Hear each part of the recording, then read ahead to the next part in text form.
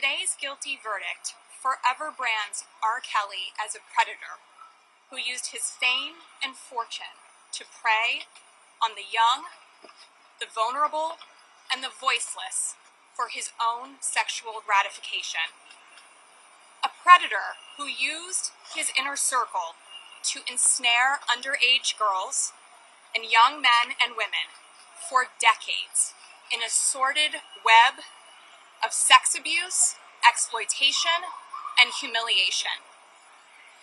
To the victims in this case, your voices were heard and justice was finally served. R. Kelly has been found guilty in sex trafficking trial of exploiting his superstar status to run a scheme to sexually abuse women and children for over 2 decades.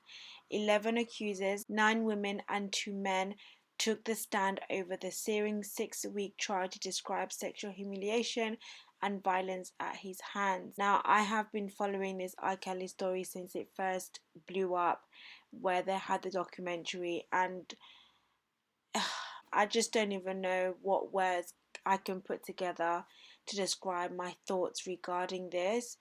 Like, he's sick. Like, this is an illness. Like, this is absolutely disgusting. Like, to think what these people had to go through, to think how long it's taken. After 2 days of deliberation, the jury found R. Kelly on all 9 charges he was facing.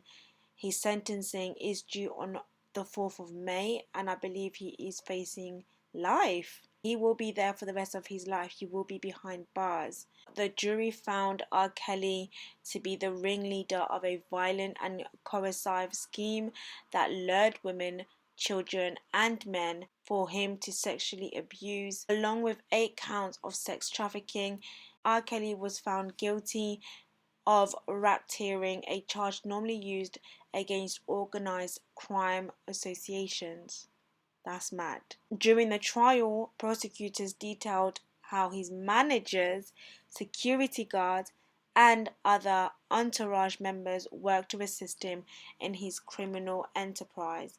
The court also heard how R. Kelly had illegally obtained paperwork to marry Aaliyah when she was 15 back in 1994, 7 years before the singer died in a plane crash. The certificate leaked at the time listed Aaliyah's age to be 18, which of course that was fake. One woman who testified that R. Kelly imprisoned, drugged, and raped her said in a written statement after the verdict that she had been hiding from R. Kelly due to threats made against her since she went public with the accusation. Now, legal documents have revealed the mental torment that R. Kelly subjected his victims to.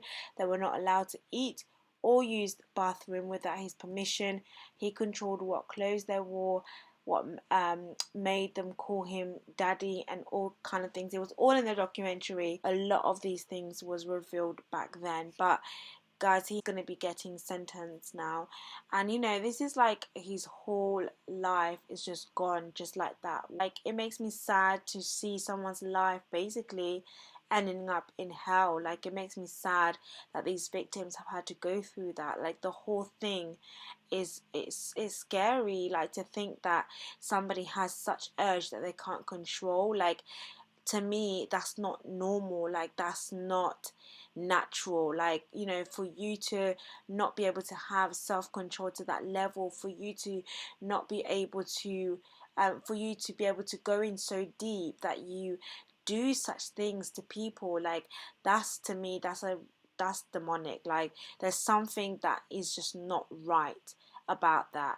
But his ex-wife Drea spoke on GMB. She spoke about justice, and she spoke about society allowing women, men, children, victims basically, to be able to speak out without having fear, without feeling like they're going to be condemned or they're not going to be heard. And that's where real justice is really served. And this is something that will evolve, I think, with time. I think it's very difficult because there are so many stories that do come out, and women lie or men lie, or there is lie in the center of it, and then when women do actually want to come out and tell the truth and tell their story, they are not believed. But thank God that justice is being served, and I do hope that he doesn't just get sent to prison, but I do hope that he gets psychological help. Like, I don't even know if at this point psychological help is going to help. Like, I feel like he needs an encounter, like he needs intervention from a higher power. Like, I just don't even think that anybody can really get into someone's mind who's done this type of thing, because it's not one person, two, three, four. Do you know what I mean? Like, this is a multitude of people like that you have done this to, and it's the things that you have done as well. Like, do you know what I mean? It's like, what, where, like, your mind has to be in the gutter, like in the depth of hell, like in a pit, like in a place of darkness, for you to be able to do certain things to people.